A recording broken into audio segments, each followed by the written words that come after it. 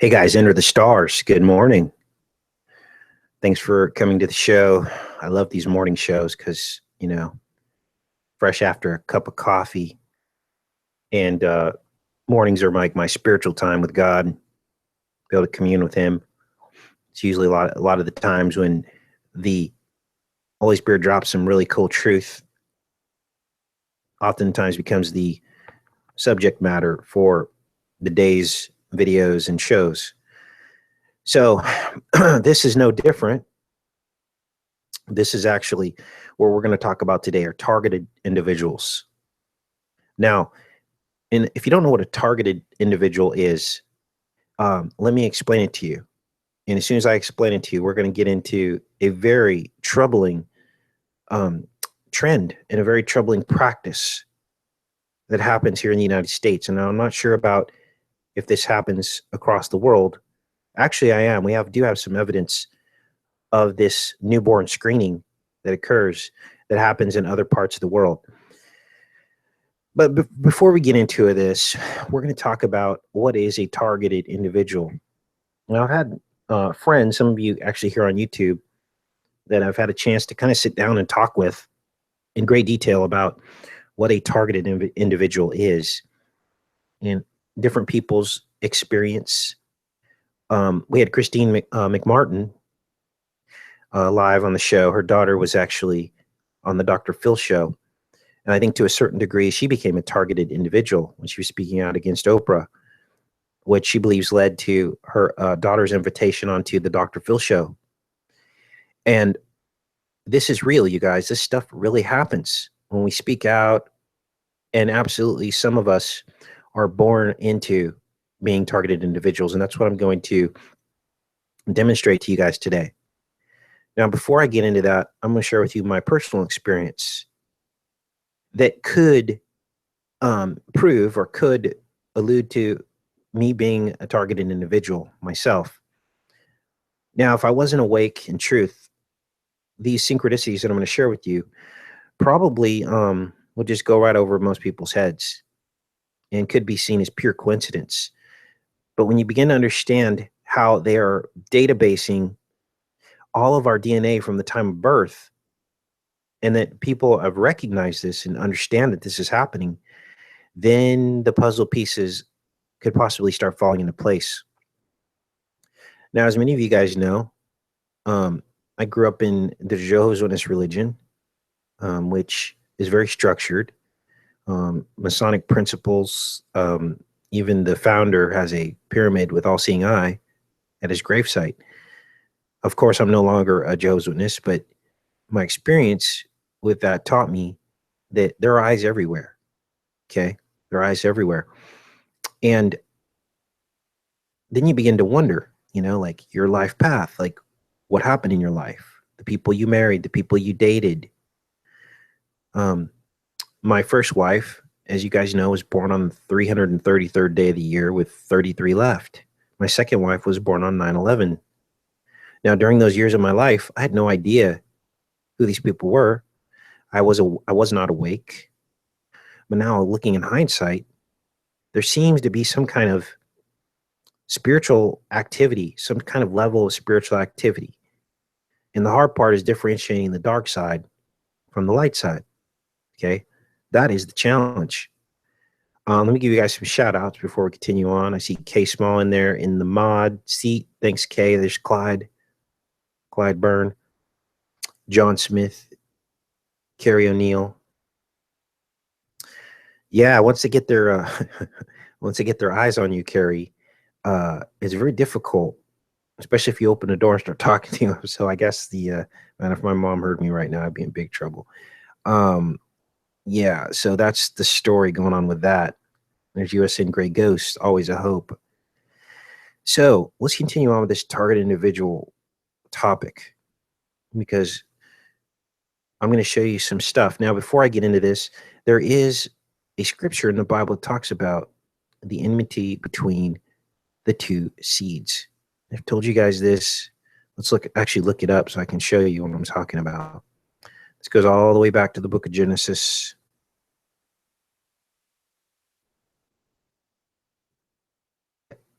This is what laid the foundation for the rest of Earth's history. The nature of the conflict between good and evil. The nature of the conflict between the two seeds. What are the two seeds? The two seeds,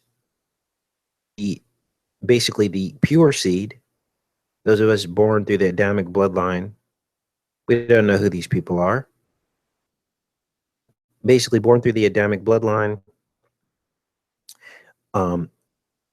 unmixed. And then we have the serpent seed bloodline. Okay, now this is mentioned all the way back in Genesis 3:15. And this was actually mentioned just after creation, just after the fall of man.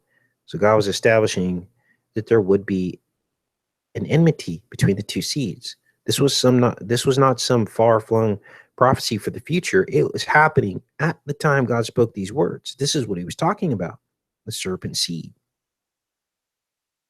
What does this have to do with being a targeted individual? Well, which seed are you? What blood do you carry through your veins? What does that mean if you have certain blood going through your veins? Are you going to be gifted in certain areas? Well, let's look at what the elite do. The elite actually intermarry within their bloodlines to keep their gifting strong and on all of their attributes of the fallen ones. Okay. And so if that's the case, those of us of the pure bloodlines, we might have spiritual gifting for the light side, you see. Now here's what I'm talking about here. It says here, I will put enmity between you and the woman, and between your seed and her seed. This is all the way back. It's because the serpent has done this. What did the serpent do that had to do with two different seeds? That is the question. This is called critical thinking. Okay. What did the serpent do that had to do with different seeds? Okay. Now here's the deal.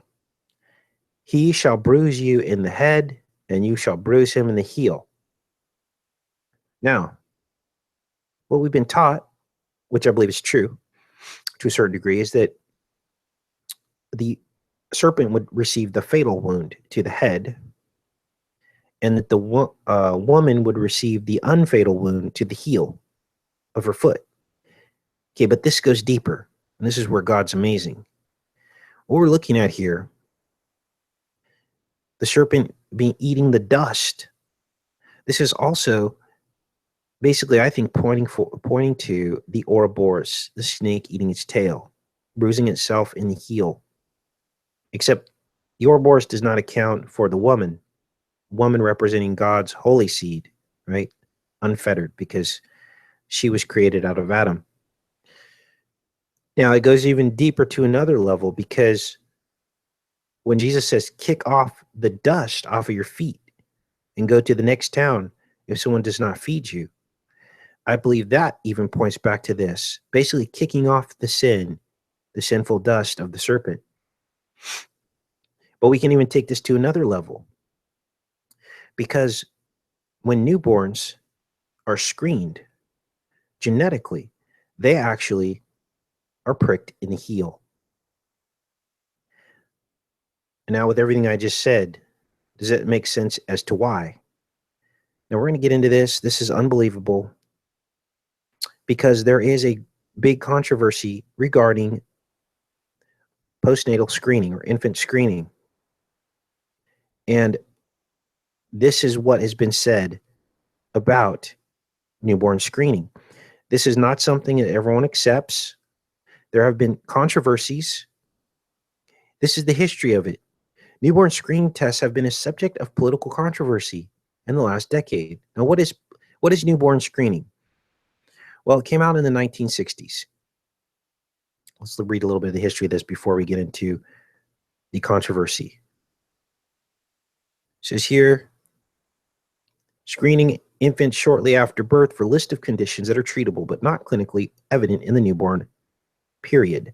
Some of the conditions, including newborn screening programs, are only detectable after irreversible damage has been done. So they do this heel prick. They blot it on this card, which is called the Guthrie card, and they screen for diseases. Sounds okay, doesn't it?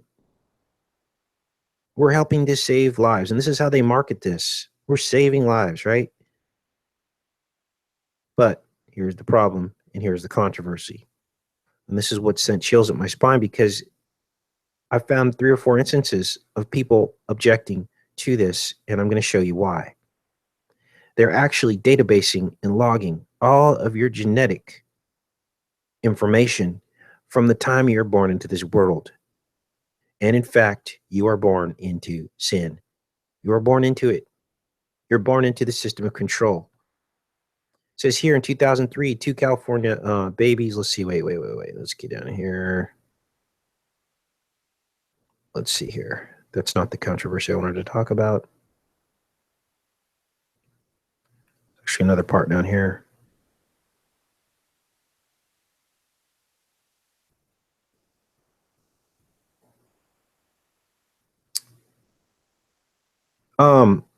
It says here, instituting MS screening often requires a sizable upfront expenditure. When states choose to run their own programs, the initial costs for equipment, training, and new staff can be significant.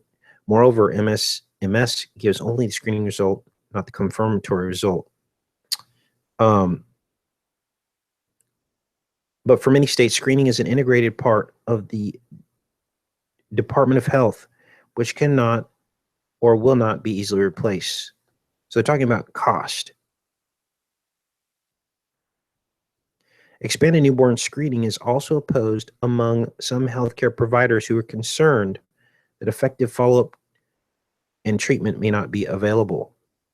Controversy, okay, here's the part, has also erupted in some countries over collection and storage of blood or DNA samples by government agencies during the routine newborn blood screen. It was revealed, this is important, you guys, that in Texas, the state had collected and stored blood and DNA samples on millions of newborns without the parents' knowledge or consent. These samples were then used by the state for genetic experiments and to set up a database to catalog all of the samples' newborns. Talk about creepy. Samples obtained without parents' consent were destroyed. This is real, you guys. This is as serious as a heart attack. Your rights are taken away from the moment you're born. They know who you are. They know your bloodline. They know how much of the Christ seed that you have within you. They already know. So does it make sense that some people would be targeted individuals? Now, this is the Newborn Screening Saves Lives Act. This was passed by Bush just before Obama came into power. Again, sounds Pollyanna, sounds great. Newborns' lives are saved from conditions that were missed in the prenatal screening. And now on the postnatal screening, newborn screening, they were found and babies were saved. But they never give anything away without taking something back. This says, while this legislation has received strong support from the medical community and patient advocacy groups, there has been continued opposition to its mandates. Sound familiar? This is why they want electronic medical records, you guys. They want all the stuff in a database so they can find you. Let's continue reading because this is chilling. Most notably, the Citizens Council on Health Freedom strongly opposed the passage of this act over privacy concerns. Twyla Brace, the president of the Minnesota-based activist group, bless her heart for standing up for something in this life, which most people fail to do, voiced concerns over the storage of blood spots and is a strong proponent of having all biobanks destroyed. They're called biobanks. So there are places in this country that have your most personal genetic information from the time you were born. This has been going on since the 1960s, you guys. Bray cited concerns over government-sponsored genetic research. It is worth noting that states have been storing samples since the 1960s, when NBS was first implemented, and each state had its own policies on DBS storage and research. As of 2008, California has stored over 12,000 samples since 1980. Whose samples are they keeping? in California? I'd like to know. Why are they only keeping 12,000 samples and not everyone's samples? Who are these 12,000 children? Are these the targeted individuals that they hit you at certain key points of your life and insert people that steer you off track from your God-given destiny to make a change in this world? Is that what this is about? I'd like to know. Check in the chat. Make sure you guys are okay. Very disturbing, Mr. Anderson. I was disturbed when I dug deeper into this. Now, I'd done a video probably 2 years ago on this, and they didn't have all this information about the opposition. This is new. And so now I'm seeing that other people have the same concerns we do. Now, it says as of 2008, California stored up to 12,000 samples since 1980, while Texas destroys a sample within months. Okay, so apparently Texas learned its lesson, right? Privacy advocacy groups voice concerns on the potential abuse of these samples in both medical and forensic uses. Forensic. Some even cited the sharing of genetic information with the Department of Homeland Security. Homeland Security is looking at infant genetic information. If anyone has issues with the information that I'm putting forward, I know people like to try to discredit Wikipedia, completely ignoring that most of this stuff is footnoted. You can simply copy and do searches of key statements in Google and find the source. So Wikipedia doesn't tell lies. It simply is a database of sources. And if you can find the source that they're quoting, that is where you'll find the truth. Okay? So don't buy into Wikipedia is full of lies, because that's just a cop-out. Because they know channels like mine use Wikipedia, and that's their way to try to discredit this channel. It's all based on the sources. It says, however, past practices and clear policies on use limitations indicate that there is a distinct separation between medical and forensic use. State laboratories have been known to turn down requests from law enforcement to access NBS data and samples, even in cases for identifying missing children. So here they're trying to make you feel better. Oh, it's safe at the laboratories. We don't share it, even from law enforcement. Well, if the Department of Homeland Security walks in and Obama wants to know my bloodline, for instance, because I speak out against him, do you think they really think they're going to turn down the President of the United States?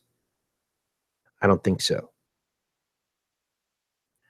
What else do we have on prenatal screening and the keeping and using of our information for genetic testing and experiments? Well, same thing's going on in Ireland. Controversy emerged in 2012, whereby a number of hospitals retained heel prick test cards and therefore a DNA database with over 1 million samples from 1984 without consent or notification of the parents. This resulted in a 10-year rolling destruction cycle being introduced. So they keep it for 10 years. But I got news for you. They don't need to keep the information. It's digital. It's being stored somewhere. Just because they destroyed it doesn't mean it's gone. The infraction on your privacy occurred when they took your blood and kept the information. That's where the infraction on your privacy occurred, before you had a chance to say no. You see, similar practices exist in the United Kingdom, my brothers and sisters out there in the UK, New Zealand, and several states of the United States. This is real, you guys. I just showed you 3 different sources.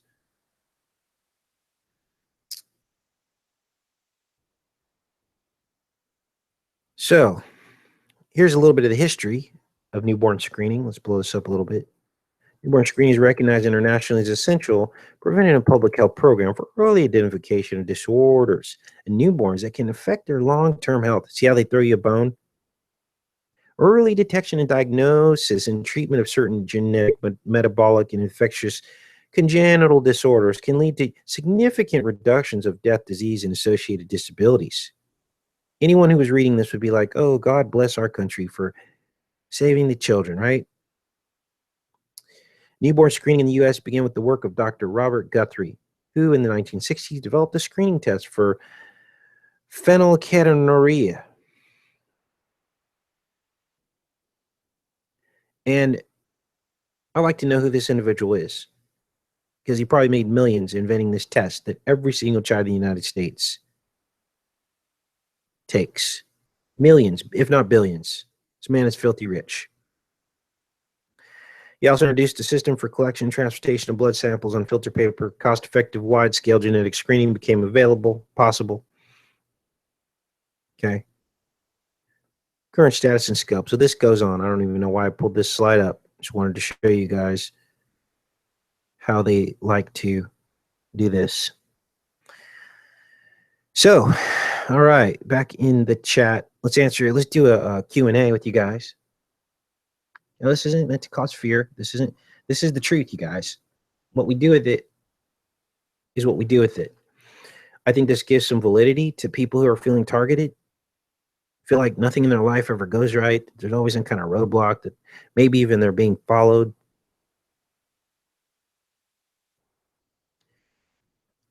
Some people have even suggested to me that there's a possibility that they might introduce people in your life to try to breed with you. I don't know if any of you had any personal experience with that.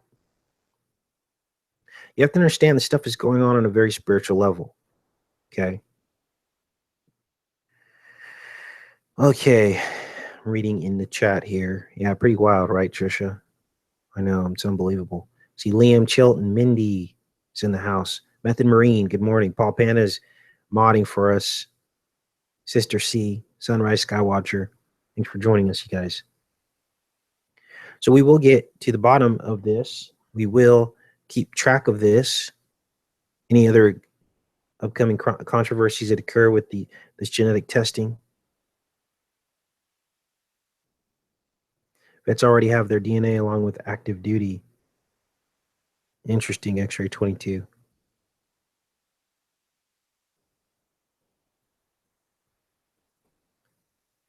All right. Whitney had her husband follow the baby around once he left the delivery room. Good call. Okay, Small could have used her cord blood to cure diabetes. Mathis PT. Does it say the years it starts the blood collection database stuff in the articles, Casey? Yeah, this started in the 1960s. And they've been keeping these databases of all your genetic information stored in these warehouses. I don't know where they're storing this stuff. That's really creepy. There's Sabine. Thanks, Sabine.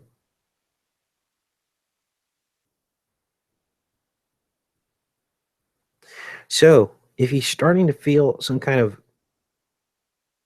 something in your life where things just aren't right, I'm not saying not to trust anyone, but you really need to vet the people that are coming in and out of your life. And there could be, until you understand the great controversy, until you understand good and evil and the bloodlines, then none of this becomes real to you. But make no mistake, the Bible makes a lot of promises about the saints in the last days, that they will have an effect in fighting the enemy. The enemy has not changed. Since the beginning of time, he's tried to wipe out God's seed. This is why the Israelites had to battle in the wilderness for 40 years against the Canaanites. They were trying to wipe them out. And so this stuff is real, and it's no different today. It's why Noah was under threat. They wanted to wipe him out till he got on the ark. It's why the Hebrews in Egypt, the Israelites, they were almost wiped out by the Egyptian pharaohs under oppression. You see, God said, "Let my people go." It's no different today, you guys. No different today.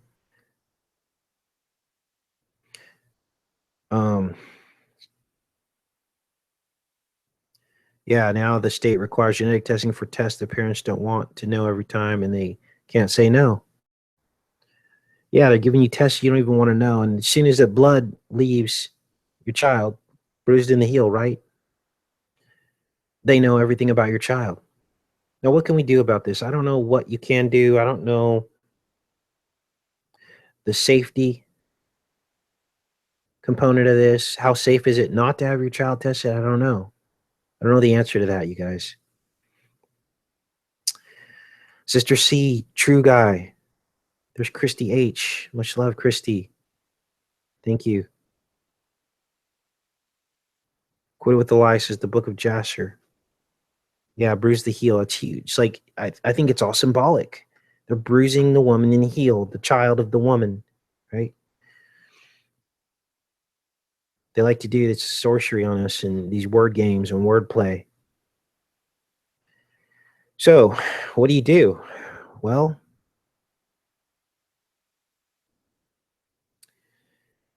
I guess you could demand that your genetic information is destroyed after your child is tested.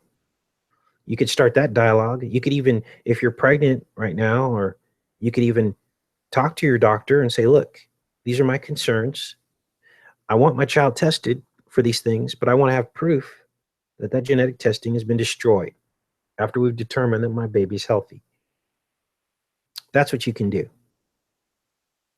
You don't want your child's genetic information sitting in some database that can be used as experiments, as we just demonstrated earlier in the show. They are using your child's genetic information for experiments. They have been busted several times doing it without the parents' consent. What kind of experiments are they doing? That is the question. So, back in the chat, what did Trisha say? She said they threatened me that my child has to be seen in the office within 3 days after birth. State law. Wow, unbelievable. Sabine said something that's intense. Says Ozaru.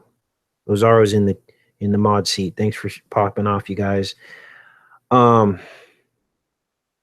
the sighted woman on Wiki would be a good place to start. Yeah, that's probably a really good idea. Oh, she's got a Wiki page here. Let's see here. Bioethics. See, they talk about bioethics. They have no ethics.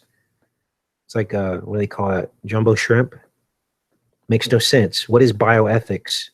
The minute you took my information, the ethics went out the window. No such thing as bioethics. What was her name? Let's see. Oh, we're down here. Maybe, actually, I think it's in this article. I'm just sick and tired of getting pushed around, you guys. And I know you are too. And this is one more example of how we've lost our rights. Where did she go? That lady go? Advocacy groups. Maybe it's in this one here. Nope. Was it in this one?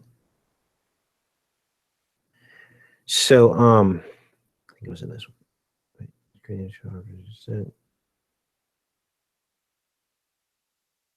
We'll find that later, you guys. Maybe we'll do a follow-up show. Okay, back in the chat. Yep, they threaten you with CPS, also with the vaccinations, of course. It is mandatory now in California. I think Hawaii too, and they're going to roll this out to all the rest of the states through gradualism. Eventually, they will roll it out to the rest of the states. Probably have a couple false flag events where some outbreaks happen, and they say, "Oh, it's because these parents didn't have their kids vaccinated, and they're to blame. And if you don't comply, we're going to put you in a FEMA camp." All right. Yeah, it's pretty nuts, right, man? This.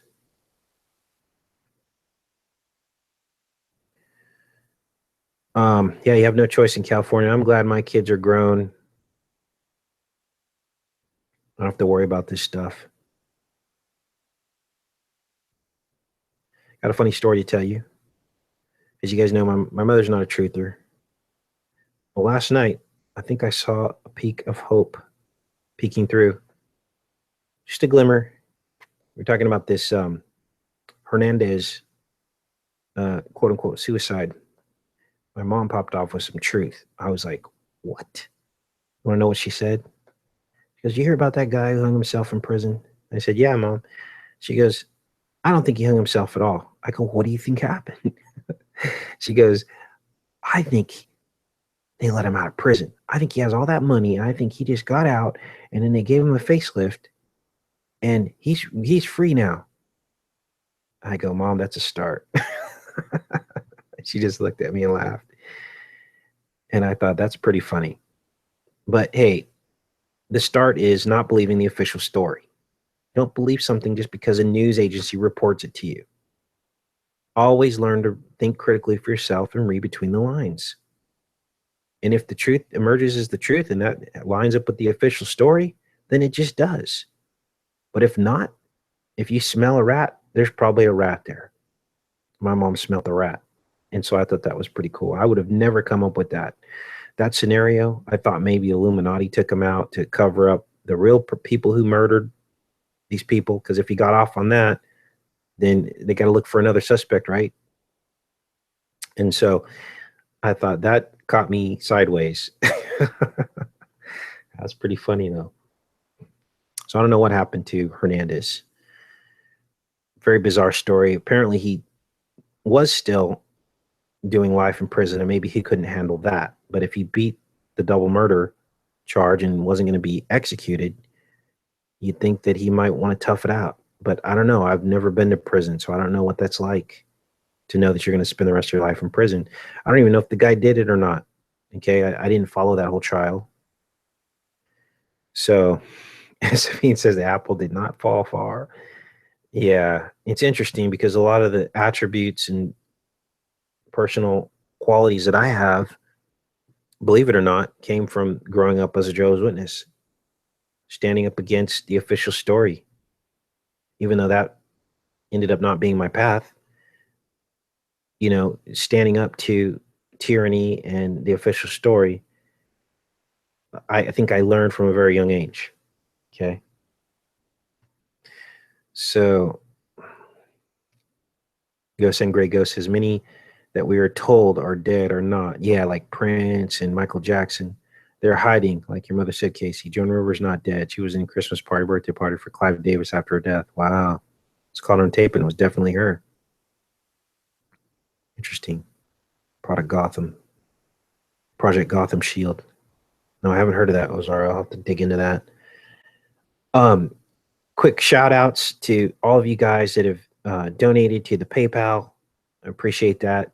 Some small donations have come in that have helped me get through this tough time of them defunding YouTube. And I just still don't think I'll ever do like a Patreon. It's just, I just feel weird about having someone sign up for a monthly donation. But the PayPal's there for anyone who wants to do that.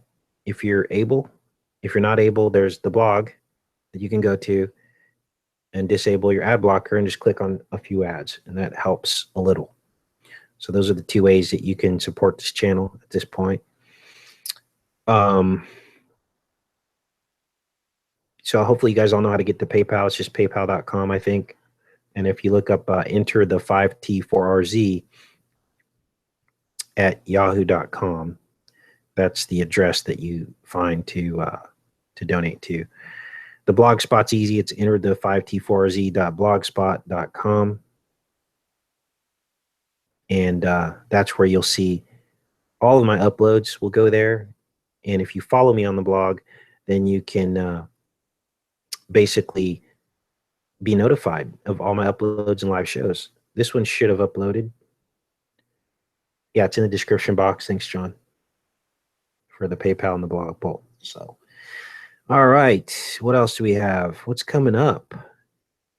Gosh, we're all done with Game of Thrones.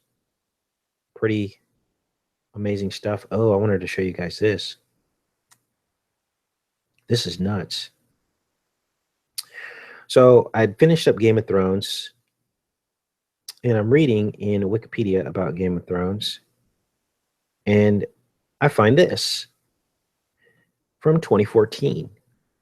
This was the White House. This is unbelievable. View image on Twitter. The White House put this up on May 3rd, 2014. Because apparently Obama is a fan of Game of Thrones.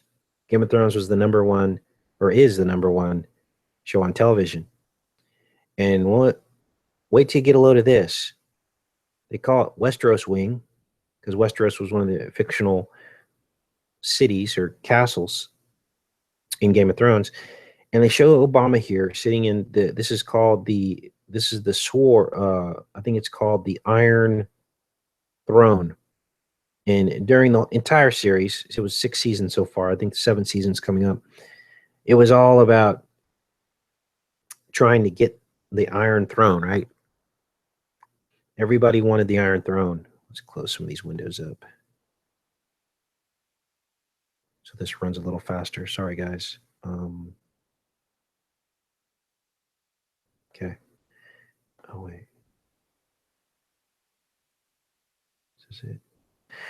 And so the way the story goes is that the White House, because Obama's a fan of this Game of Thrones, photoshopped this picture together. Now, on the surface, okay, fine. The president gets to, this is one of the number one shows on TV, and this is the president's favorite show. And this is, okay, great. Here's the problem I have with this. These are dragon eggs. For those of you that know the series, you understand there were 3 dragons, right? The 3 dragons were hatched when the mother of these 3 dragons walked into the fire and was unburnt because she had dragon blood. Yes, this woman had dragon blood in her veins. And so here you see the 3 dragon eggs. And then you begin to put the puzzle pieces together and understand that he is sitting in the Iron Throne. Wonder what kind of blood is running through the veins of Obama. Now, yeah, he's off the world scene now, but he's really not. They've got stories, lots of stories about Obama, the Obamas, and their post-presidential life. Okay, they want him in your consciousness. Okay, here's the crossbow, and of course, this crossbow represents the convex lens and the hyaloid canal. Okay, of the inner eye, which represents birth. Okay, and then so you have that next to these 3 dragon eggs. This is the unholy alliance. Devil is son and demonic possession. Just like God has the holy alliance, God the Son, the Holy Spirit. There's the mirror of that in evil. Okay. And throughout the series, basically they're elevating these dragons, and the dragons actually end up saving the world, right? The dragons save the world, even though we know who the dragon is.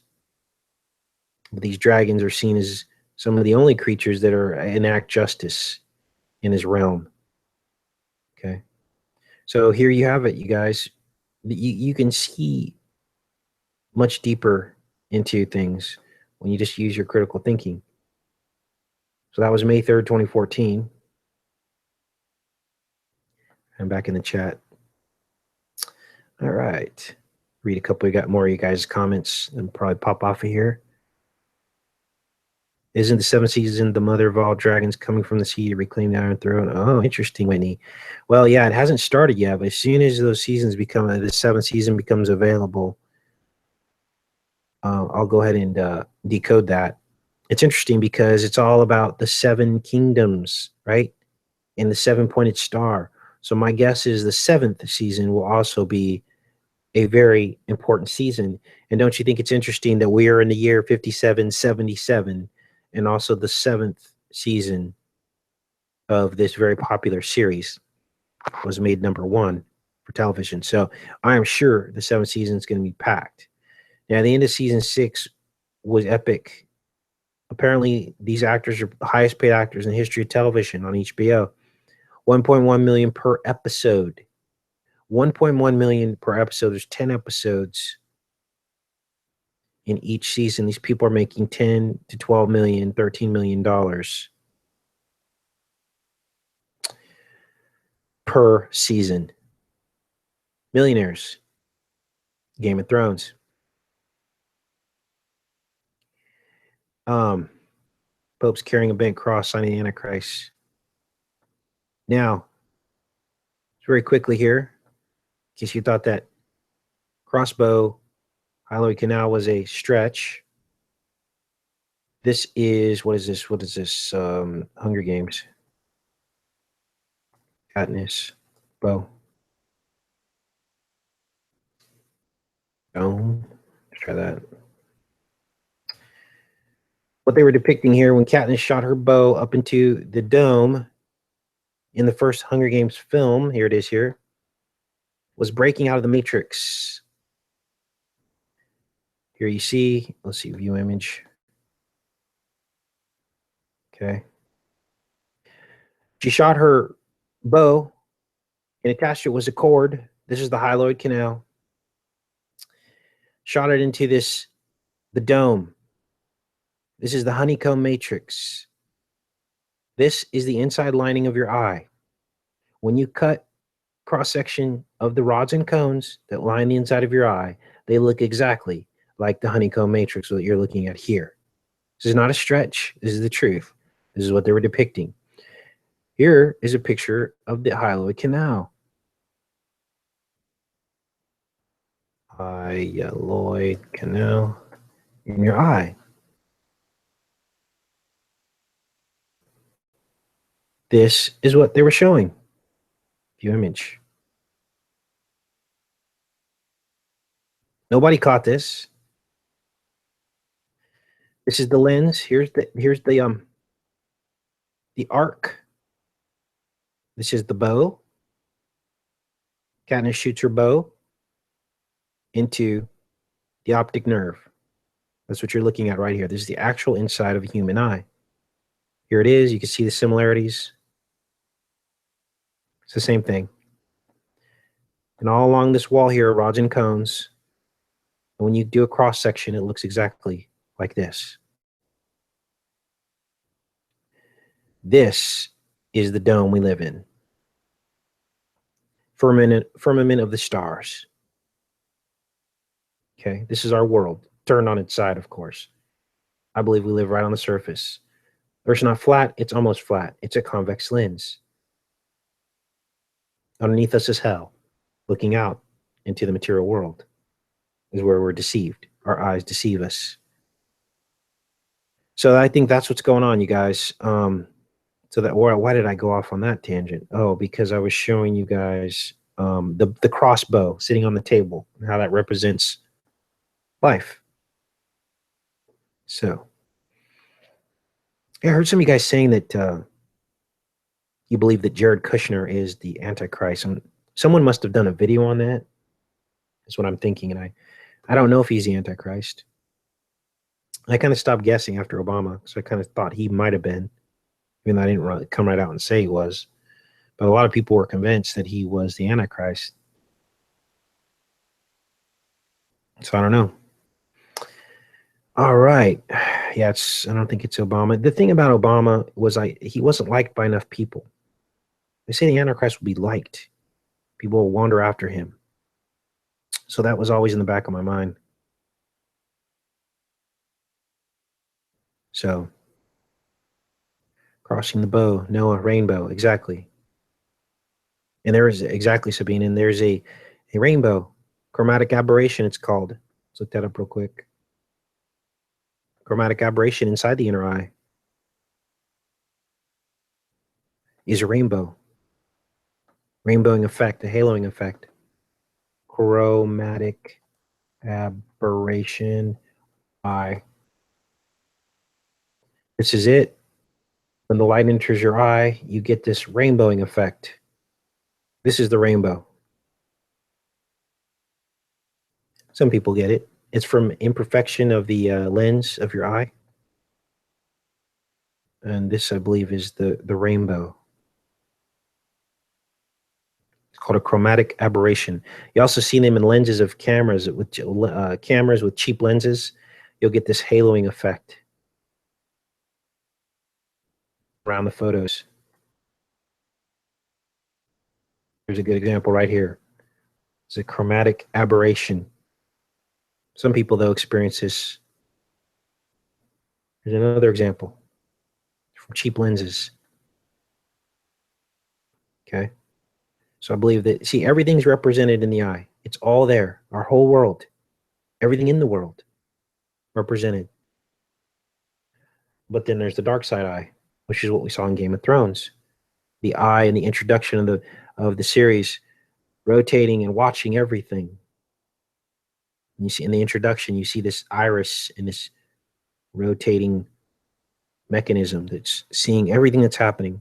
And that's the camera, okay, which filmed everything. They want you to know that they're watching everything. All right. What else do we have here? I'm in the chat. Yes, Moses parting the Red Sea symbolizes parting of the water above the dome. When we're raptured, the elite know it's coming. Yeah, so the parting of the Red Sea is just like this, the hyaloid. That's the part going through the Red Sea. That's what it is. It's all analogies. That's the also the Israelites walking through the wilderness, the remnant walking through the narrow gate. And inside that hyaloid canal, that thin cord, the silver cord inside there is remnants left over of the hyaloid artery. They call it a remnant. They're like specks. They become like floaters in your eye. You could see them moving around. So what else do we have? It's amusing to see so many clauses say he'll kill people's faith here with a spirit of confusion. Don't you want someplace else to be? Says Truth EM. Closet Satanist, huh? Wonder who is the closet Satanist? What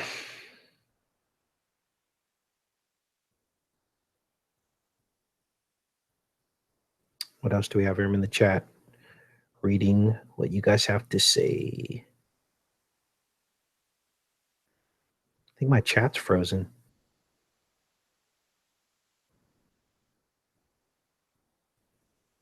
Don't know.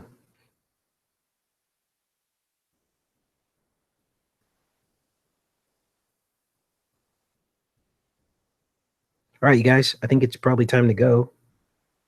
Appreciate all you guys coming out and being part of this learning experience. And I love each and every one of you. Adrian asked when I'm going to be decoding movies again. You know, I looked the other day, see what new movies were out. There's just so much horror. You know, I don't like decoding horror. You know, there's really no redeeming qualities about it. Very dark, spiritual stuff. I like more decoding the mainstream stuff that everybody watches. And that way you can see the underlying messages that they're trying to indoctrinate you with. And then you become immune to it. And so that's what I like to kind of focus on. But gosh, when you look at new films, it's almost like 80% of new films are like horror films. Now I can do light horror, but when it comes into the gore and some of the spiritual stuff, you know, demonic possession and all that, I just don't think there's any redeeming qualities to decoding that kind of stuff. So to answer your question, really there hasn't been any new films to decode. Now I did try to start watching Walking Dead. The first couple episodes is just heavy gore. You know, I'll take another look. I'll try to at least make it through the first season, see if there's anything that's glaring. But I guess we'll just have to wait, you guys. I do know Stranger Things is going for another season later in the year. I do know that, of course, Game of Thrones, that'll be a huge one to decode. Got a lot of symbolism in it. I like to look at trending stuff that's trending that they're putting to the top as trending, because that means the most people are watching it. Maybe we'll go back on the YouTube trending and do a show on that, on whatever's trending, and decode it, whether it be a music video or movie trailers, that kind of thing. So there's always stuff to decode. There's always stuff to talk about, you guys. I was looking a little bit into the New Jerusalem, the temple, and so far nothing really stood out at me so far other than the numbers. And anyone that tells you that, tries to steer you away from, the numbers and this and that, telling you, oh, don't, the numbers mean nothing. It's a lie. Numbers mean everything. Look at the different layouts, the layout of this temple, the New Jerusalem. I mean, it's unbelievable. It's got such specific numbers that mean everything, representing 12 tribes of Israel, 144 stadia, I think it was. We'll go into a lot more detail on that in a future show. I'm still kind of picking it apart and decoding it. But basically, the numbers mean everything. And if it didn't mean anything to God, he wouldn't have made these specific numbers all throughout the Bible in describing different things that represented the 12 tribes of Israel, that represented Christ. The numbers mean everything, you guys. That's a lie to say that, oh, looking at the numbers is bad. Now, when it comes to gematria, though, I think that is a tool of the enemy to try to even the playing field. He tries to look at different words and equal the words to each other, and then basically muddy the waters. For instance, God and devil, I guess geometrically are linked somehow. And so some people that are in gematria say then that means that there is no God and devil if they have the same value. You see the problem you can run into with gematria? And this is why you don't really hear me talk about gematria on this channel. Okay? And there's others out there that love to use gematria to discredit God. And that should say something to you. They're using a tool to discredit God, then that tool is probably broken. Okay. All right. 7-pointed star. I will be like the Most High. 7 words in Isaiah.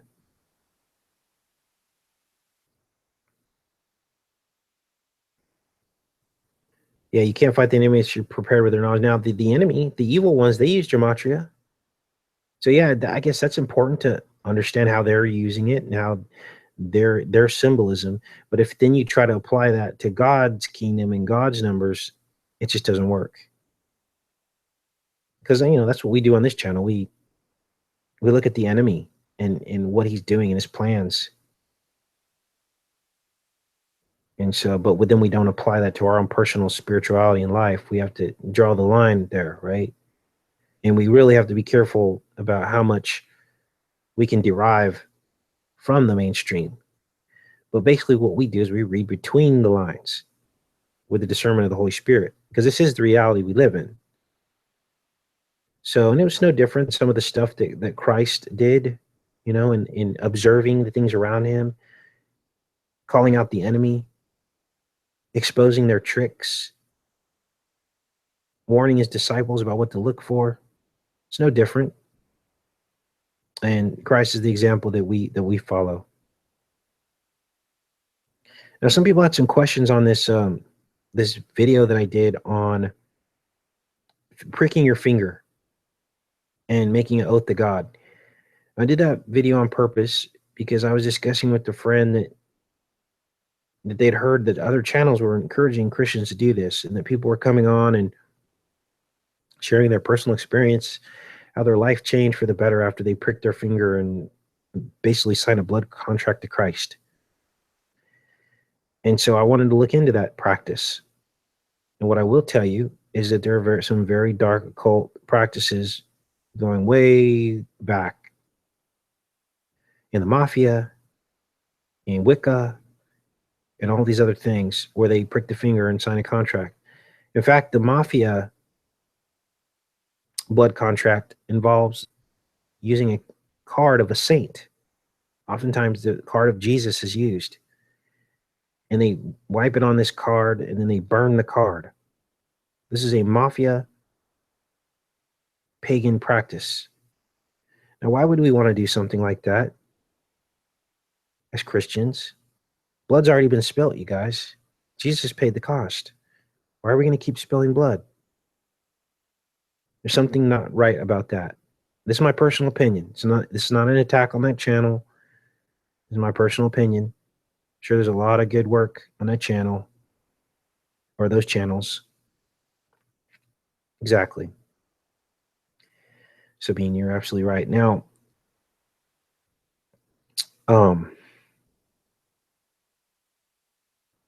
Yeah, then someone asked about diabetes as well, and why they prick the finger for diabetic testing. I don't know how that might link in, but hey, maybe it's similar to, it's ritual, like maybe they had the finger pricked because it's the same thing as pricking the heel of the child. I wonder if you could prick like the palm of your hand, or something different. I don't know. I really don't know.